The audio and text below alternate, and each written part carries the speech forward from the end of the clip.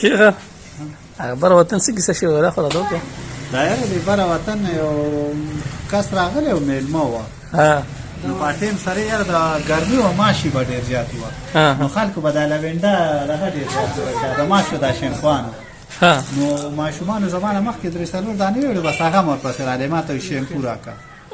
بس چې شیمپو یې راپیاس کړم بس زموږ خو په دې باندې لاس دغه شو بس یو کار ور راکټ کړم که ور مې کړو بس چې لږ ساعت وشو مخامخ جومات کې لامبو دي و ما ته وویل ډېر بوګس شیمپو دې راله راکړو ما ورته ویل دا ولې وایي پې ومې لامبو وایي پوټې ځاګ یې ونه کړو ما تندي له ټپ ورکړو ما له خدای دې بیا خو ستا خو د ماشو دا ولې شيخه هغه هسپتال کې بابا څه کیسه ده خو راته دا یو بابا یاره رالی چا په ترو باندې راغلی و چا په ترو باندې راغلی چې ورشه هغه ګیټ پاس نه دی هغه به دې بس ډایرکټ وردن نه کیه چې وردن نه کي نو بس هغه ورغلی هغه به چېرته نه و بل چا ته ویلي چې یار زما څومره نمبر دی ورته چې ستا خو 15 نمبر دی 75 بس وایي نمبر هغې راوستلی ساده غونته کړي موبایل وایي رنګ یې میلاو کړو یا لکه هغه درنه کېدو بار کېدو والا خو تلی دی نشته دی اکثر ملګرو ستاسو یاد شي یو کس خبره کوي چېرې ما سره دا کار شوی نو هغه بل به دا دی هغه چې دا خبره نه کوي چې ما سره دا کار نه شوی نو ګیس کېږي نو په دې هکله کې به د نن زموږ دا ملګری وهاب شیخ یو کیسه کوي تاسو واورئ او خوند ترې واخلئ که ویډیو هم خوښه شي نو یو لایک هم ولې ورکړئ سپورټ هم ورکړئ وهاب شیخ را څه کیسه شوی دا یاره موږ به چې ښکته لاهور کې دا ګاډیګانې چلولې دا چانه سامانونه هم پرې خرڅول نو چې ماخوستن به رالي نو دې ملګرو به چا ویل ما نه دا څیز ورک شوی دی بل ویل ما نه دا څیز ورک شوی دی نو د یو پکې سم ګیس شوی و د خبرې وار ولا چا نه ورکړو یکدم راپاسې تش کړو یاره وایي ما نه هم پکې یو دونه شي سپری وتو وایي پوه نه شوم چې څه شی و نو بل ملګری ورته وایي دونه شی خو چونډی یې د غولې نو بل څه شی نه یې په ګاډه یې کړه سړی ډېر غوسه شو کنځل یې مه کړ وهاب شیخه و یو دوه خویندې یا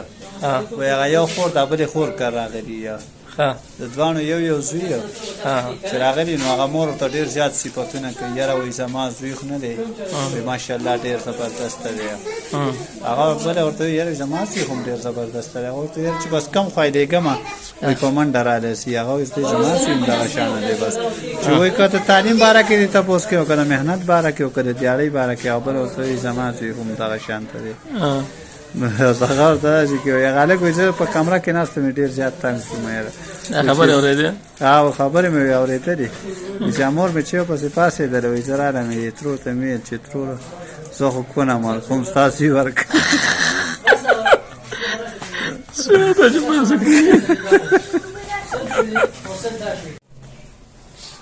او وهاب شیخه وایي یو غریب شانه سړی و وایي به دا ګیسي بوکڼۍ به یې خرڅولې وه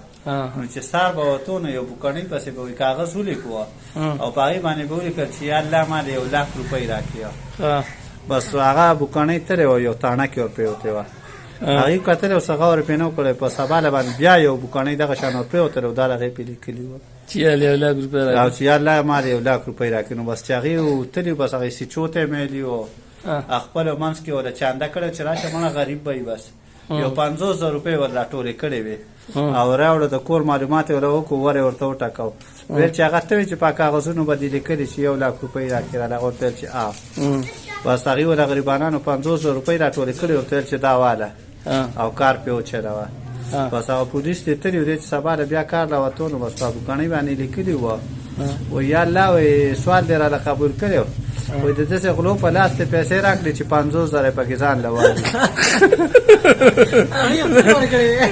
هسې بدنامي